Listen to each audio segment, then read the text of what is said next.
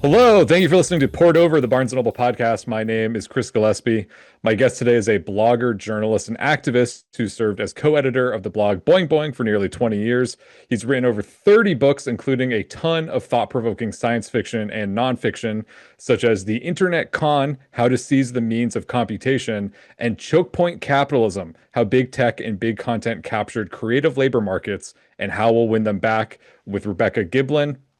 His newest book is a timely look into the current state of the internet and our digital economy. It's called Enshittification: Why Everything Suddenly Got Worse and What to Do About It. Please join me and welcome to the show, Cory Doctorow. Cory, thanks for being here. It's a pleasure, Chris. Nice to be on the podcast with you.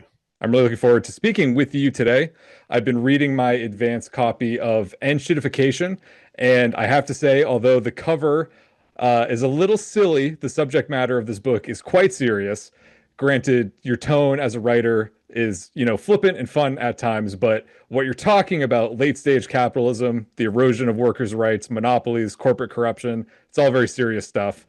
Before we dive into all of that, would you mind telling the listeners at home a little bit about what enshittification means as a concept, how you came up with the term, and how it was initially received when you first put it out there? Well, look, for most of my adult life now, about a quarter of a century, I've worked for a digital rights nonprofit called the Electronic Frontier Foundation, trying to initially protect human rights in the digital world and now trying to stop the physical world from having human rights stripped away with digital tools. Mm. And through all that time, I found myself making these quite abstract technical arguments and laboring mightily to try and get people to care about them. And there's a sense in which you don't need to do that work. The problems are real, and so left unchecked, they will eventually become so grave that everyone will care about them because their lives have been ruined by them. Ideally, you would like to intervene before that happens and get people to care about them in time to solve them. I think this is a thing that my colleagues in the climate movement can really relate to. Hmm. And as you say, the subject is very serious, but one of the keys to unlocking a wider discourse about it turned out to be this sweary little word. People just love to have a minor license to profanity, I think. And when I started using the word, it was just sort of the latest in a succession of metaphors, similes, jargon, cutesy terms that I come up with to try and talk about this stuff. It really struck a chord with people. They liked the naughtiness of it, Hmm. and I think that sucked them in long enough to get a handle on the theoretical and observational underpinnings of enshittification as a thesis. So the enshittification thesis starts with an observation about how platforms go bad. And platforms, they're the endemic form of enterprise on the internet. A platform is a system for connecting two or more groups of people. And we need those because the internet's pretty technical. Like, if you want to write a newsletter, you probably don't want to also run a server farm and a payment processing system and your own mail server. And so you want an intermediary, right? You want like a service provider who will connect you with another group of people. And platforms have been going really bad. And they have this characteristic pattern of decay where at first platforms are good to their end users and they bring those users in with the strength of that offer, but they also lock those users in. And we can maybe go into that later, but there's a lot of different ways to make it hard for users to leave a platform. Once it's hard for users to leave the platform, you can start stage two, which is making things worse for those users, because if it's hard for them to leave, they'll tolerate a certain amount of degradation.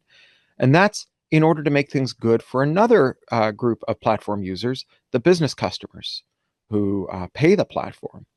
And they get locked in too. And this is a place where I think this hypothesis departs from some of the earlier analysis, like, say, the idea of surveillance capitalism. And if you're not paying for the product, you're the product. This idea that the reason the internet is bad is because there's an alliance between business customers and platforms to screw us, the end users. But I think what you find is that the platform owners are screwing everyone, right? Mm. They're screwing advertisers, they're screwing merchants, they're screwing Uber drivers. The people paying for the product are getting screwed. iPhone owners are getting screwed in the same way that Android owners are getting screwed, even though iPhone says it doesn't make money from ads.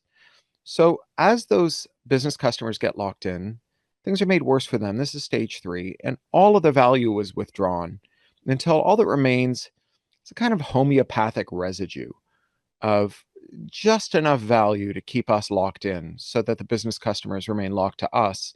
And that's when the platform turns into a pile of shit. And often that results in some kind of panic on the part of the platform, because the equilibrium between I hate this place, but I can't seem to stop coming here, and I Mm. hate this place and I'm never coming back, it's very thin. So users will sometimes bolt for the exits, and you'll get these panics from platform owners. There was that morning, we'll all remember, when Mark Zuckerberg arose from his sarcophagus and said, hearken to me, brothers and sisters, for I've had a vision in the night. I know that I promised you that your future would consist of arguing with your racist uncle using the primitive text interface I generated in my dorm room to non-consensually rate the bangability of Harvard undergraduates. But it turns out that the real future lies in me converting you and everyone you love into a legless, sexless, low polygon, heavily surveilled cartoon character, and imprisoning you in a virtual world I stole from a 25-year-old satirical cyberpunk novel that I call the metaverse, right? And that's the final descent into a pile of shit. And while that is an observational while that observational framework has a lot of merit, I think we can apply it to a lot of different services. What's more interesting for me is the kind of explanatory part that maybe we can get into later in this conversation. Why is it that these platforms are all going bad now? And Mm. how is it that we just keep using them even though they keep getting worse? They're gaining market share. And what is it that has allowed these kind of zombie platforms that should have been, double tapped and stuck in a shallow grave to shamble on and be so central to our lives? I think one of the things that I think is really helpful in understanding the hypothesis is sort of the case studies that you use at the start of the book. You start off the book with four basically case studies of four different platforms: Facebook, Amazon, Twitter, and then Apple, specifically in relation to the iPhone. That really helps illustrate the three stages of enshittification, which, to my understanding, and correct me if I'm wrong, the first stage being the platform is going to provide value to the end users. That seems to be the main goal there. And Stage locking B, end users in. locking in Both of users those things by have to doing happen that. at the same time. Yeah. Right. Second stage being we're going to provide value to business entities instead of just the end users. We're also going to capitalize off of all the end users that we have here to be making value for businesses who are going to be partnering with us. At the expense of the end users. Yes. And then the Right. third stage is we're actually, the companies, us, the platforms, are going to take all the value back for ourselves. We're going to take value from the end users. We're going to take value from the business partners, and we're going to have the majority value for us. Yeah, that's exactly the procession of Okay. the illness as we see it in this pandemic of enshittification, Okay. for sure. So briefly, I'm sure we could get very deep into the weeds about it, but would you mind walking the listener through one of those case studies, just what that looks like for, I know we just talked about the maybe end game of Facebook and Meta just a moment ago, but I think it's really helpful for listeners because I think to some extent we've all experienced this in our own way as consumers and as users of these platforms and technologies. But I know for me, I recognized exactly what you were laying out in the book, but I never would have been able to articulate it in the way that you could. So would you mind kind of illustrating that with one of these case studies? Yeah, thank you. And I agree that once you see it laid out, it kind of gives you a handle that you can use to move these big concepts around. It's hard Hmm. to get your arms around them until you have a word for it that describes what's going on. And Yeah. Facebook, really, they're such a good poster child for this. I couldn't have asked for a better one. So, when Facebook started out, it was only for American college kids. You needed a .edu address to Hmm. sign up for Facebook. But at a certain point, they were like, well, we need to expand. We're going to go to the wider public.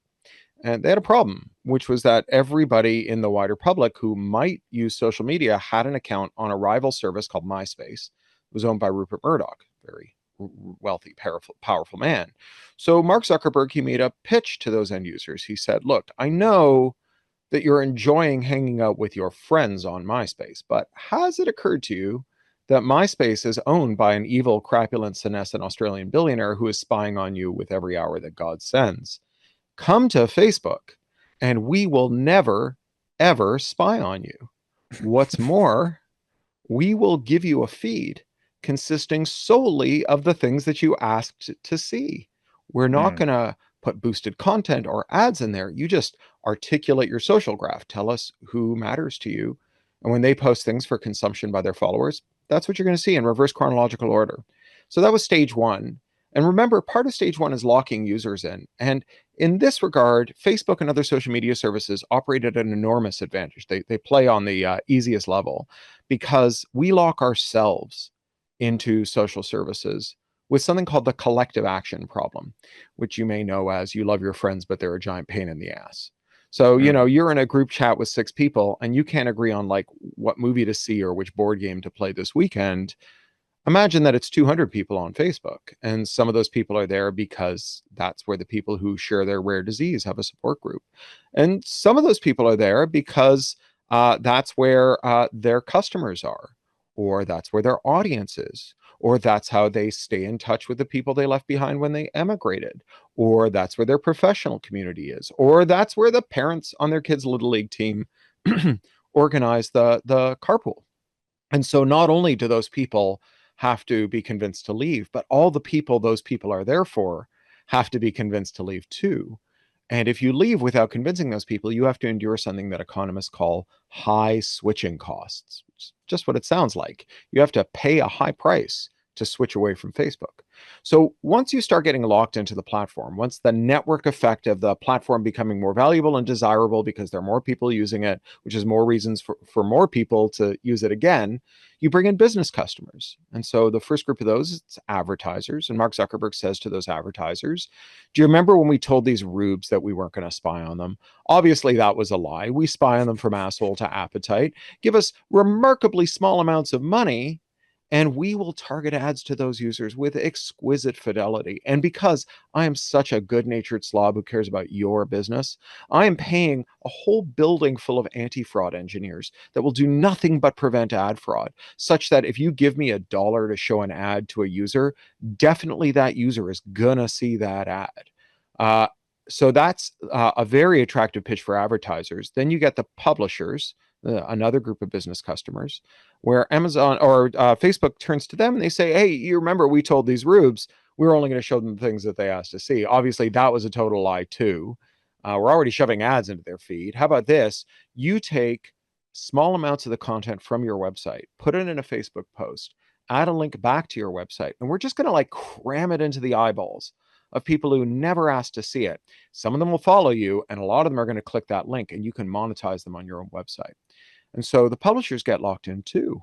And the reason that publishers and advertisers are so easy to lock in here is because of something closely related to monopoly called monopsony. So monopoly is when you have a powerful seller, and forgive me for this example, say there's only one national bookstore chain in the country. That's a powerful seller. But Okay. it's also a powerful buyer, right? Hmm. Obviously, BNN exercises a lot of power over publishers, but think about Amazon, Hmm. 41% of all trade book sales. Publishers can't afford to not be on Amazon. Monopsony is a lot easier to secure and maintain than monopoly. So if you're a business, right, say you're my publisher, say you're Macmillan, and you have a key supplier that accounts for 20% of your sales, right? So you've got this retail channel that's 20% of your sales. If your sales drop by 20% tomorrow, right? If they cut you off tomorrow, you'd have mass layoffs. You'd have to close imprints. You might not even recover from it. Whereas I, as a reader, right, say one publisher that represents 20% of the books in the channel goes under, well, I've still got 80% of the books, right? So Hmm. monopolies are much harder to secure than monopsonies. And so you have these advertisers and these publishers who get really dependent really quickly on Facebook. And so then Facebook can go into stage three, which is turning the screws on those business customers. And so advertisers find that the cost per ad is going way up, but ad targeting fidelity is going way down. And at the same time, ad fraud is exploding. You have Procter and Gamble, one of the two big consumer packaged goods companies, around 2017, 2018. They zeroed out their annual surveillance advertising budget. The industry calls this behavioral advertising, ads that are based on things that we know about you by spying on you.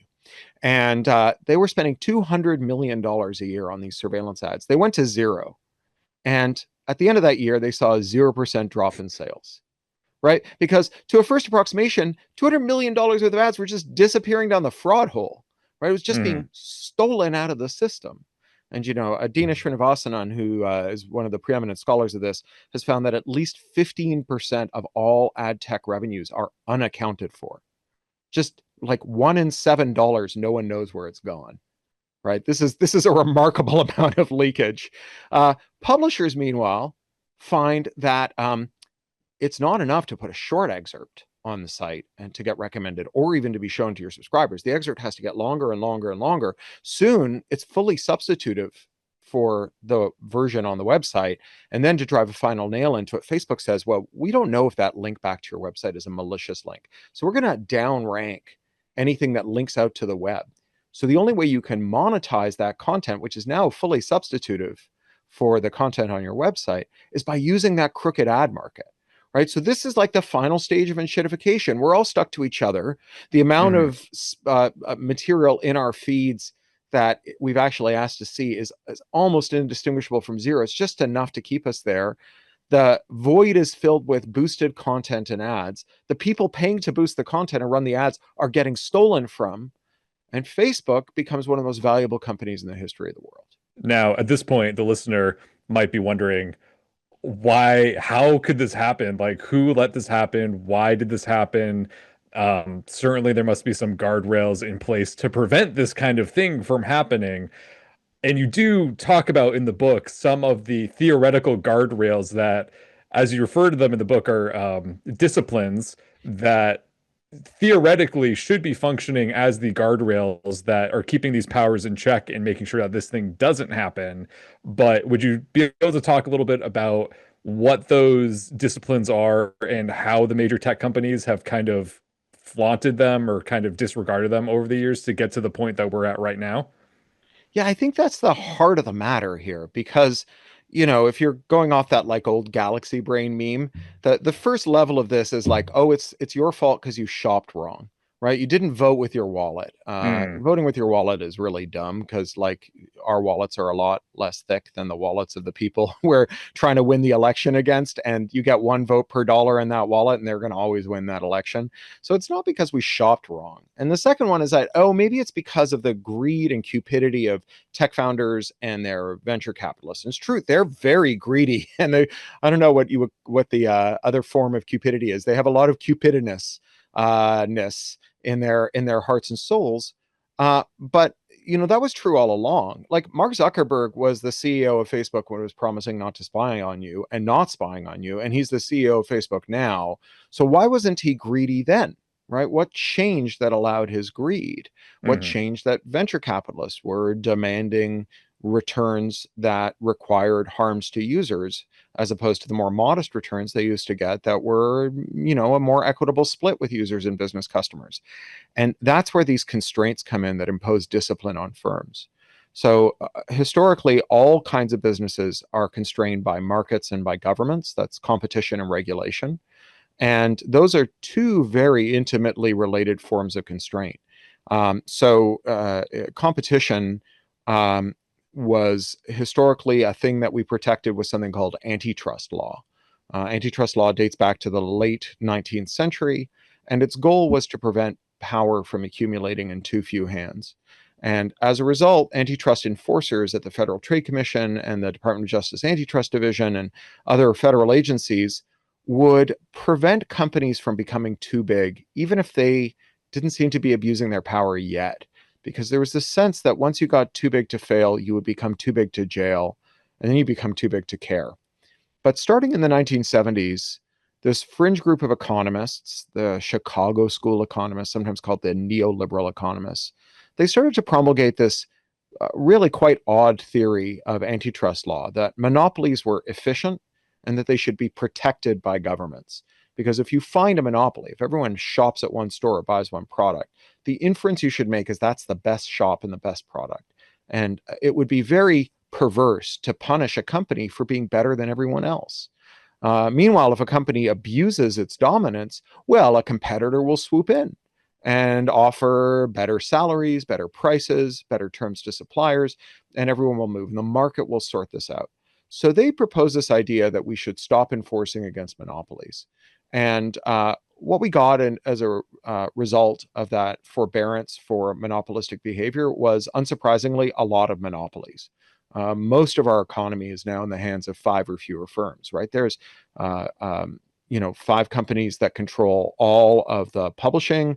There's 4 companies that control all of the studios, 3 companies that control all the sound recordings, 2 companies that control all the apps, and 1 company that controls all the ebooks and audiobooks, right? And it's like that all the way down, right? 1 company does all the vitamin C, 1 company does all the glass bottles, 3 companies do all the athletic shoes. We see this in mattresses, professional wrestling, intermodal shipping and sea freight, microcontrollers, you name it, right? The economy is turned into a cartel, a duopoly, or a monopoly.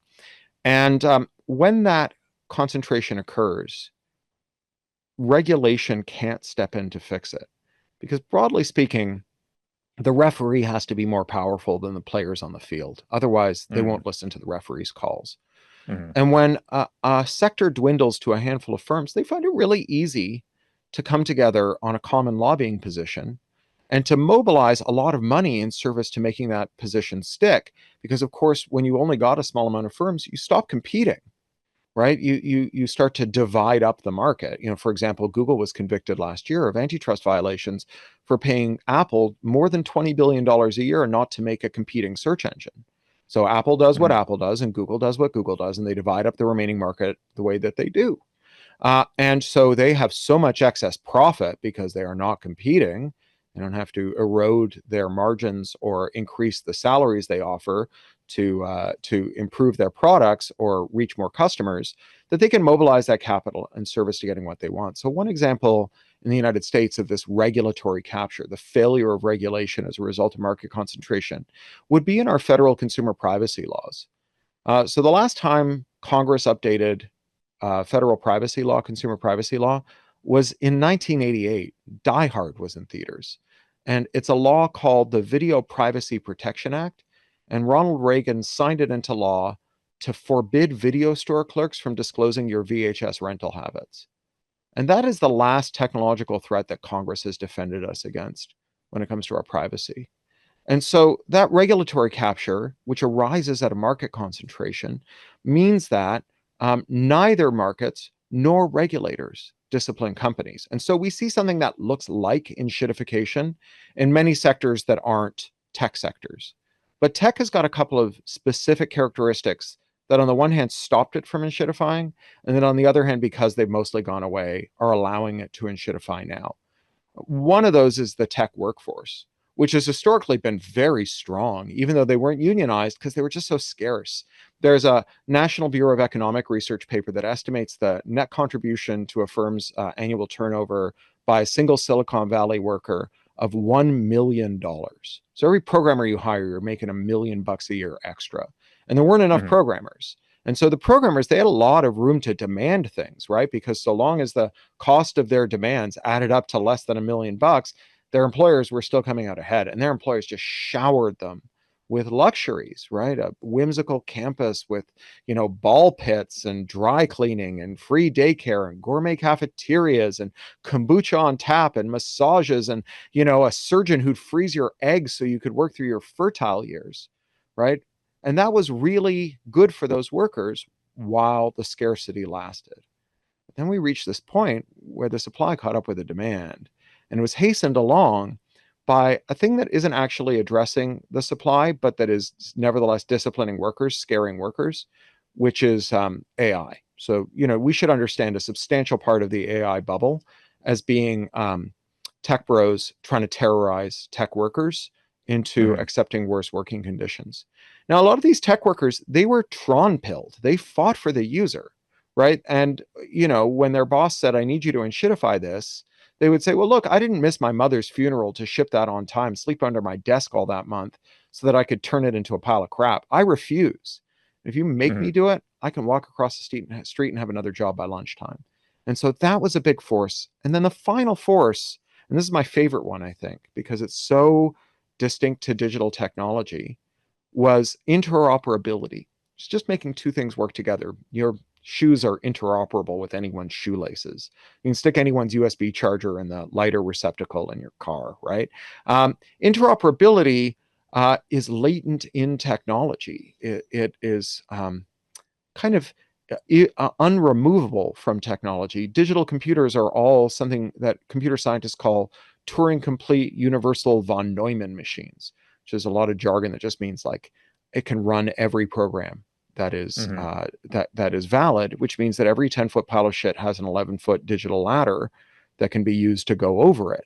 Someone locks your printer so it only takes first party ink, manufacturer's ink. You can unlock it so it takes anyone's ink. Someone locks your audiobook to Amazon's player. You can unlock it so it plays in any MP3 or audiobook player. Someone locks your phone so that you can only use one app store that takes 30 cents out of every dollar. And so all the people you're buying things from have to charge extra. You can just install a different app store. And the thing is that starting in the late 1990s, we started passing laws that banned this kind of reverse engineering. The first one of these was something called the Digital Millennium Copyright Act of Mhm. 1998. Section 1201 of it makes a felony, 5-year prison sentence, and a $500,000 fine for doing that kind of activity. But we've had this thicket of IP laws, tortious interference with contract, trade secrecy, trademark, patent, copyright, that have been expanded to cover a whole lot of activities. They used to be very commonplace. So, like when Facebook started, they needed to get those MySpace users off MySpace and onto Facebook. And it wasn't enough to say, come read our superior privacy policy over and over again until your stupid friends get the message and join you here on Facebook. They gave those users a scraper, a bot. You gave the bot your login and password, and several times a day it would go to MySpace, grab everything waiting for you there, and put it in your Facebook feed. And you could reply to it and just push it back out again. But if you did that to Facebook today, well, they'd reduce you to radioactive rubble.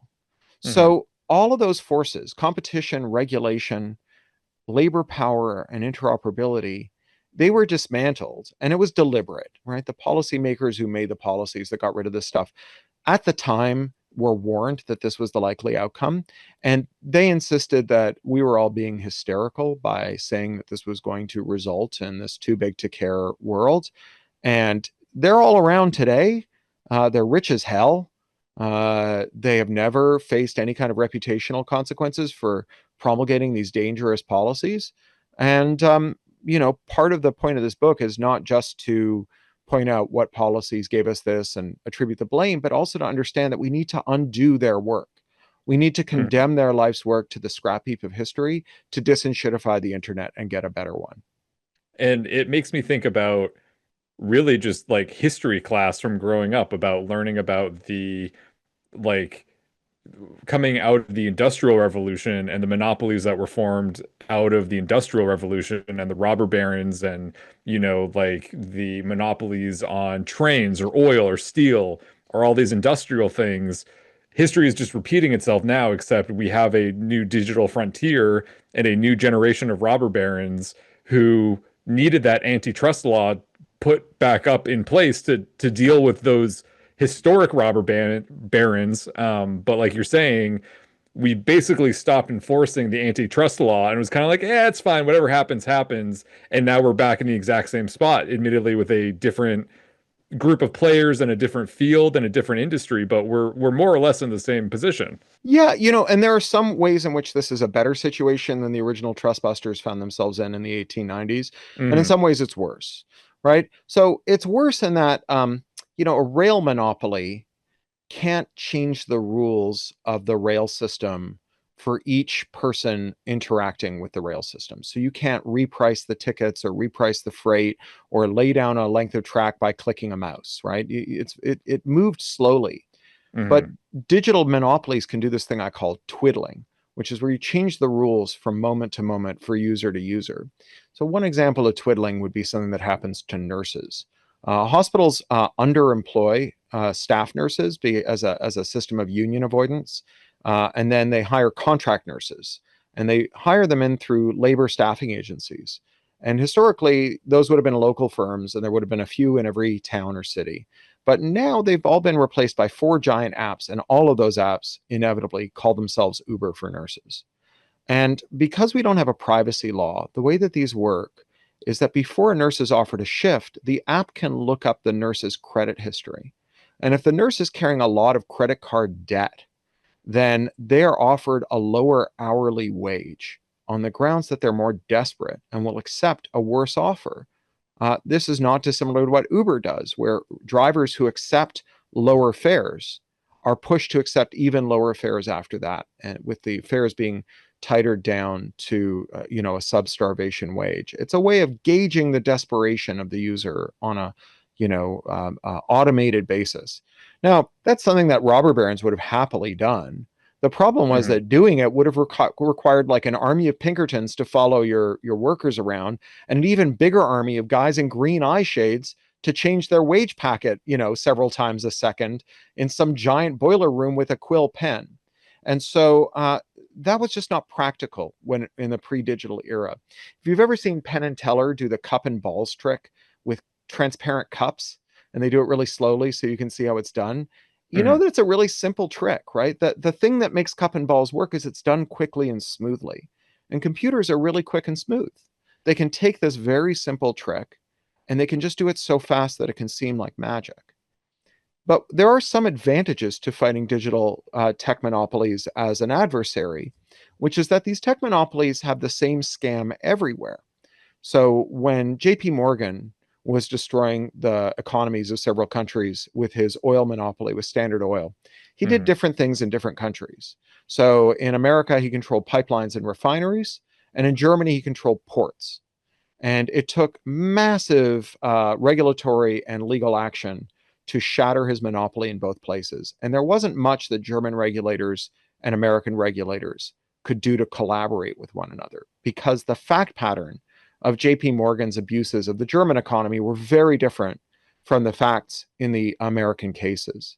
But Google, Apple, Facebook, they violate all the laws in the same way everywhere. They have the same scam. Whether you're in Ghana or in Georgia, Mm-hmm. you are being scammed in the same way by Facebook, Google, Amazon, and so on. And so what that means is that antitrust enforcers can actually form little coalitions of the willing, where they can gang up on these tech companies and rerun one another's cases. And there's some pretty cool examples of that. In the UK, they have this incredible digital markets unit. It's part of their competition regulator, the Competition and Markets Authority. It's the largest technical unit of any competition regulator in the world. There's 70 full-time engineers on HMG's payroll, just working all day long to understand how tech scams work. And they were created by an act in Parliament that was supposed to be followed by a second act to give them enforcement powers. So the act gave them investigative powers, but the enforcement powers are going to come later. And because of Brexit, the UK Parliament has not gotten much done. They just had like Mm-hmm. this, right? This series of governments that lasted like 10 seconds, and then they had a new prime minister. And a lot of legislation just died on the order paper, never came up for a vote. And that's what happened to the DMU. So they had these investigative powers, and they went out and they did these massive reports using those powers to compel giant, mostly US tech firms to disclose how they were ripping us off. So they did one on ad tech, one on mobile, several others. And these were then picked up by the European Union, because while they didn't have a lot of investigative capacity, they didn't have a ton of engineers working for them, they sure had a lot of enforcement capacity. And so this was like a roadmap for suing these tech companies and taking billions out of them, and also enacting legislation to stop them from doing it again. So that's the Digital Markets Act and the Digital Services Act. But when they were done, the South Korean and Japanese authorities took their cases and translated them to their local languages and brought cases again successfully in both countries, right? So this is an awesome new thing about fighting digital monopolies. And the other awesome new thing about fighting digital monopolies is that the flexibility of digital technology, the universal Turing machine that is at the heart of every digital computer, means that there's a new kind of remedy for anti-competitive behavior. So you can order a tech company to interoperate with new smaller companies that come in. So you don't have to choose between, say, Blue Sky and Facebook. We could order Facebook to allow people who leave Facebook and go to Blue Sky to continue to read all the messages from the Facebook users that they left behind in their Blue Sky dash and reply to them and have them read on Facebook.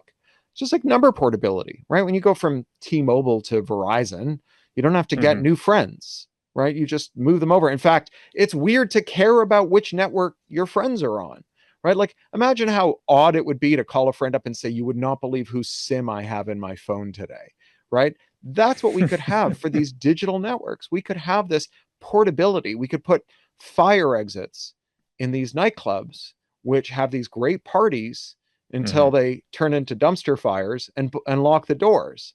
And we could put fire exits in that they couldn't lock so that we could all rush for the exits the minute they started enshittifying things.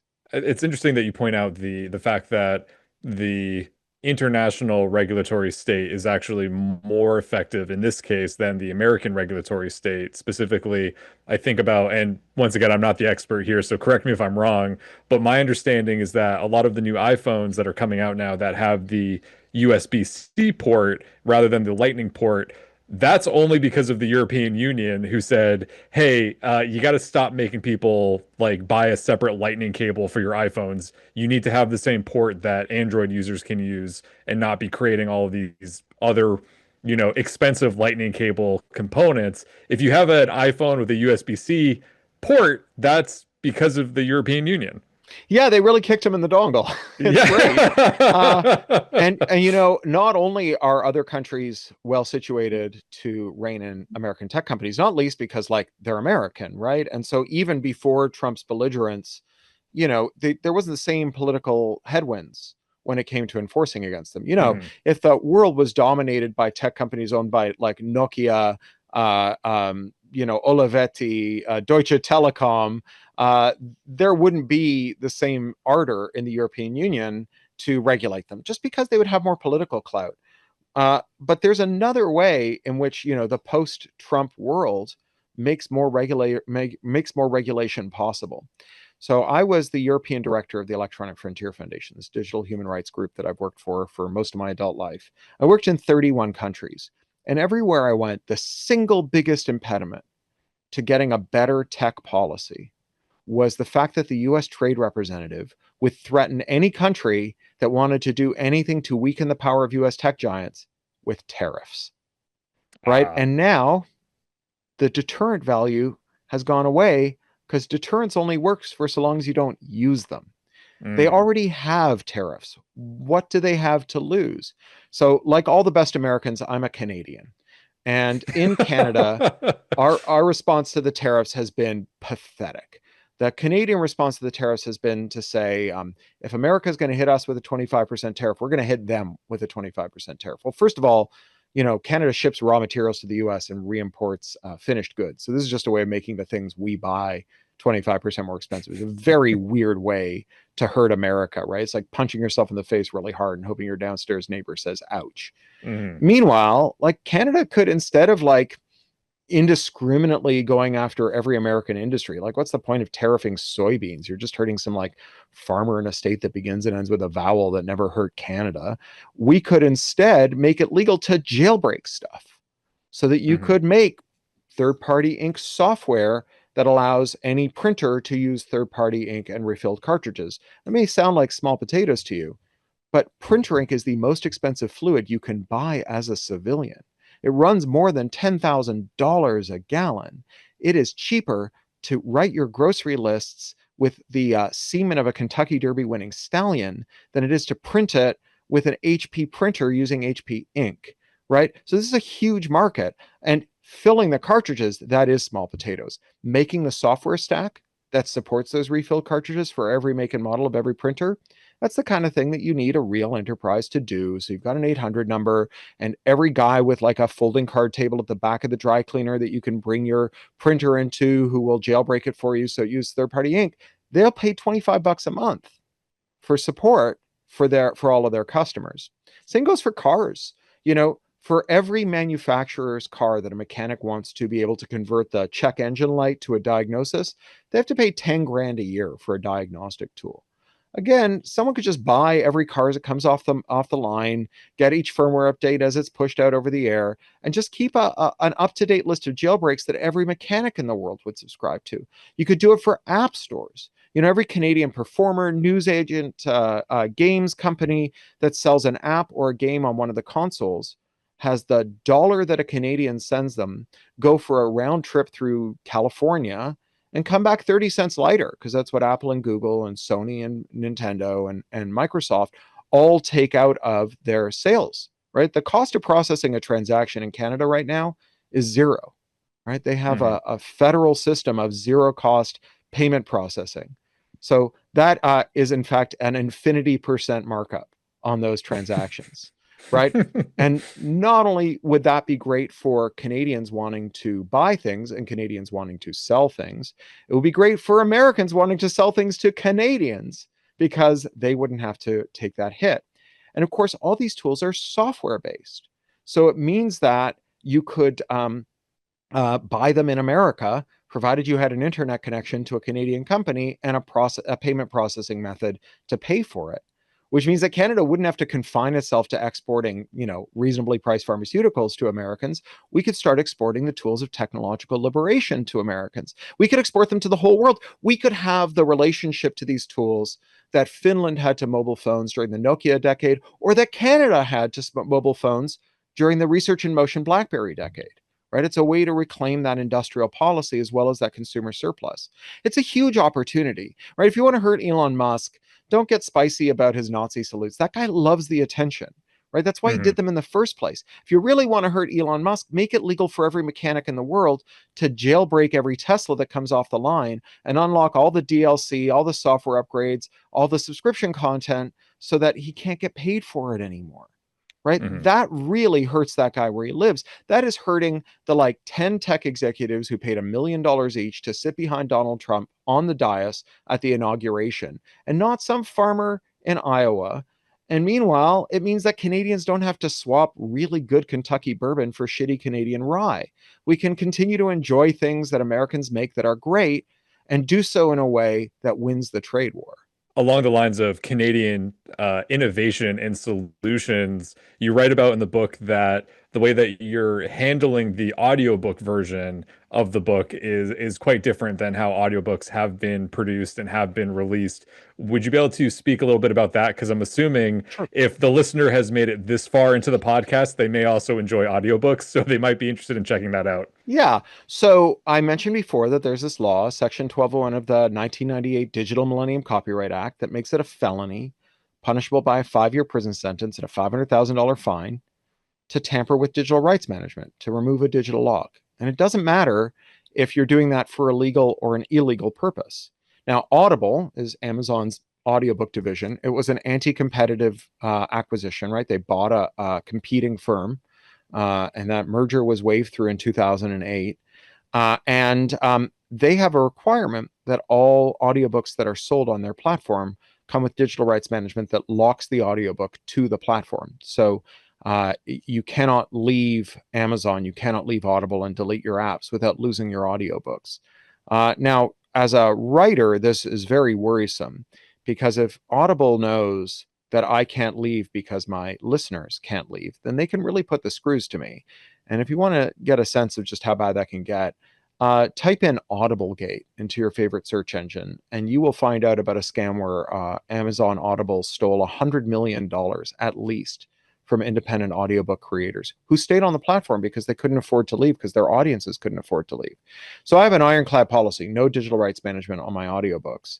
Now, you would think that, if the law were fair, that because I make my own audiobooks, I go into a studio, sometimes with voice actors. Will Wheaton records a lot of my audiobooks, but often just me in a studio with a great director. I use Gabriel Dequer as a very famous audiobook director. I pay an engineer to master it. I put it on the platform. You would think that since I'm the author, the financier, the reader, that I would be able to authorize you to remove the DRM, but that's not true, right? If I give you a tool to take the DRM off an Audible audiobook that I sold you, that felony carries a 5-year prison sentence. That is a harsher punishment than you would face if you just pirated the audiobook off a torrent site. It's a harsher punishment than you would face if you shoplifted the audiobook on CD at a truck stop. It's a harsher sentence than you would face if you stuck up the truck that delivered the CDs, right? So rather than get stuck in that, I make my own audiobooks. I retain my audiobook rights for my publishers. So this book is published by a Macmillan imprint called Farrar, Straus and Giroux.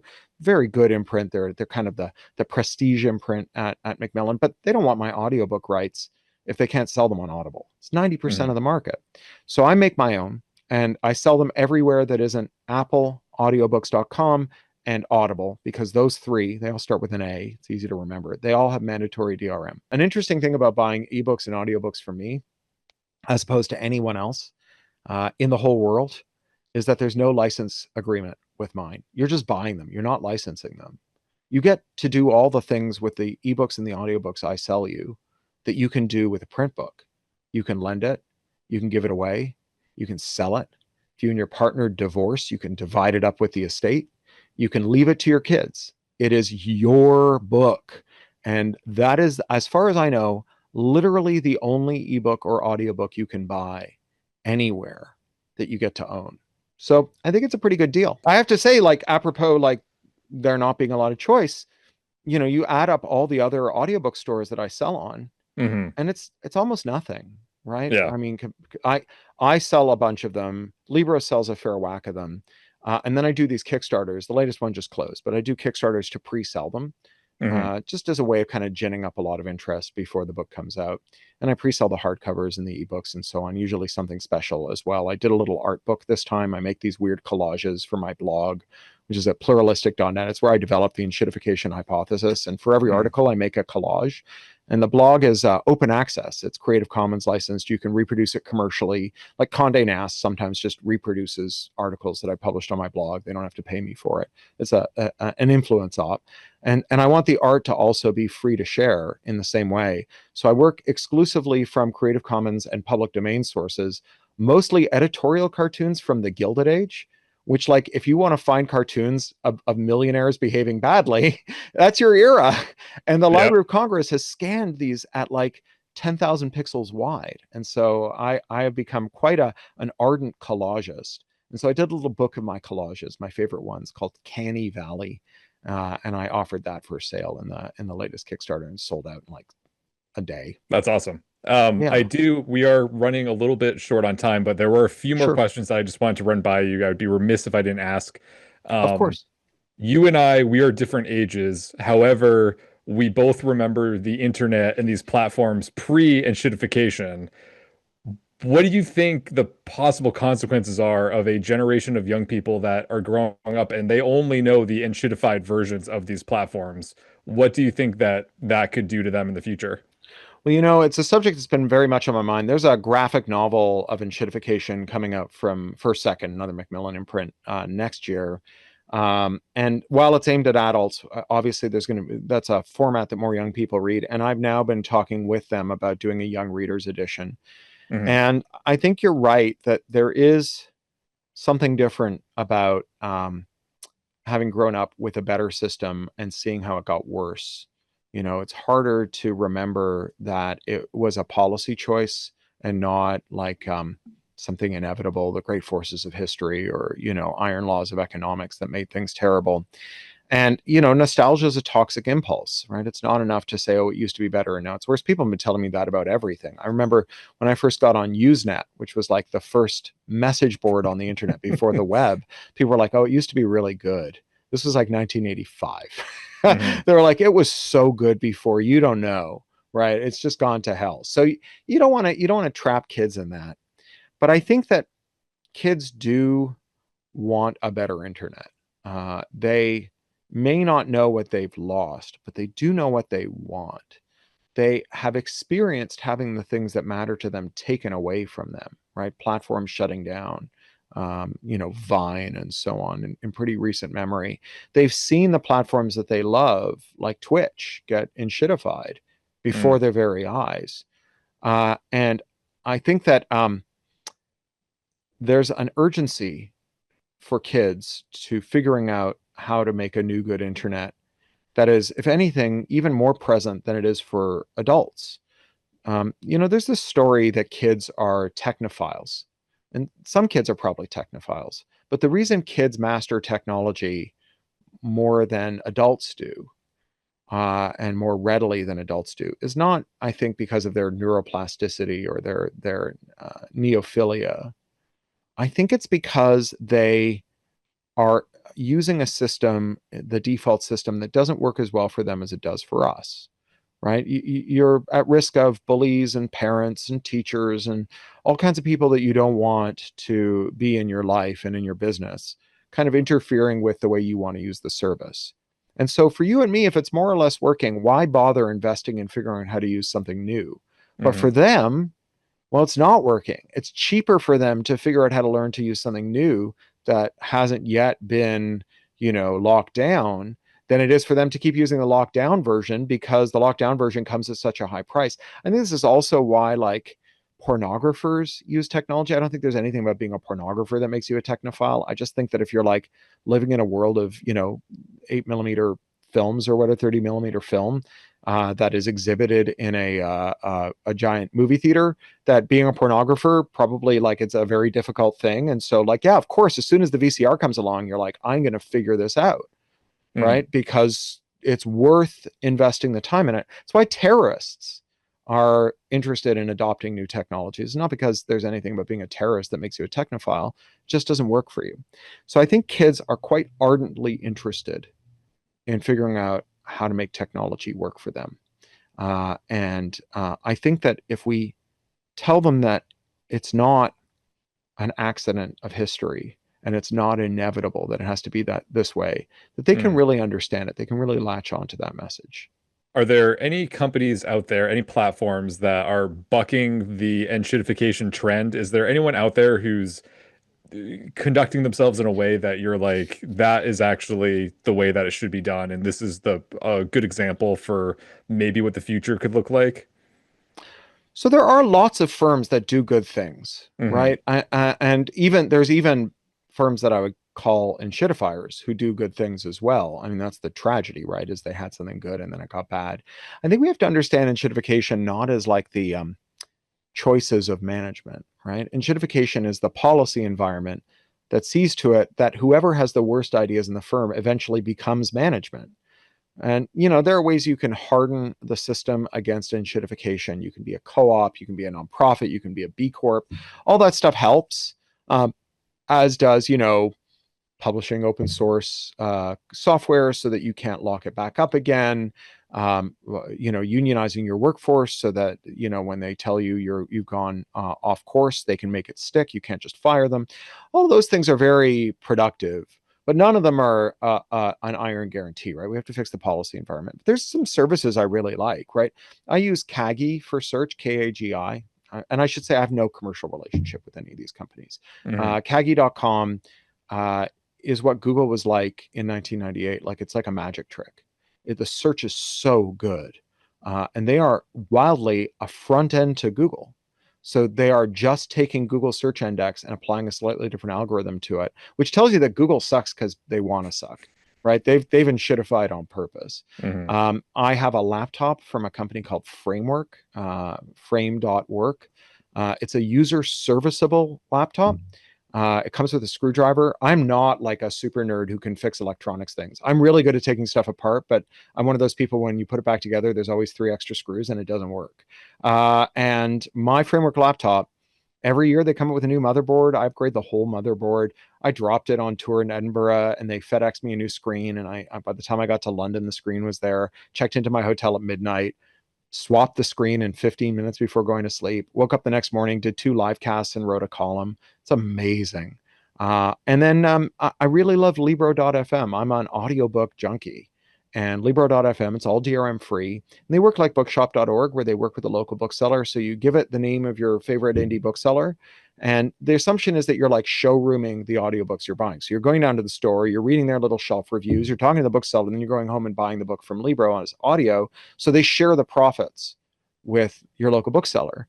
And the books are all DRM free. I put them on a little waterproof MP3 player and I go swimming every day. And I get through a couple of books a month that way. It's great. And they're really nice people. And they just restructured as a B Corp. So, they're not, it doesn't mean they're immune to enshittification, but they're certainly heavily armored against enshittification.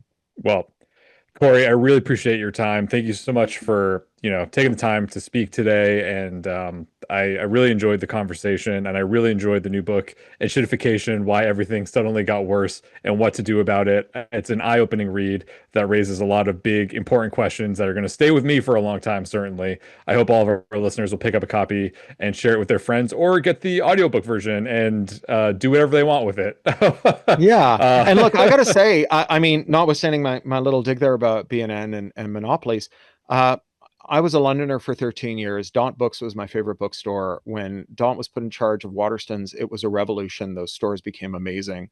And watching that program be applied to BNN has been incredible. I like a bookstore that has opinionated booksellers who have a lot of autonomy, who get to decide how they're going to lay out and merchandise their works, and that isn't oriented around scented candles. And like watching Barnes and Noble under the current management become like a bookstore, I'm a recovering bookseller, become a bookstore that a bookseller could really love, has been terrific. So there you have it, listener. Make sure you stop by your local Barnes & Noble to see what's going on and pick up a copy of Enshittification. Cory, thank you so much. I hope to see you next time. Thank you. Thank you for listening. Poured Over is a Barnes & Noble production. To help other readers find us, please rate and review the show wherever you listen to podcasts.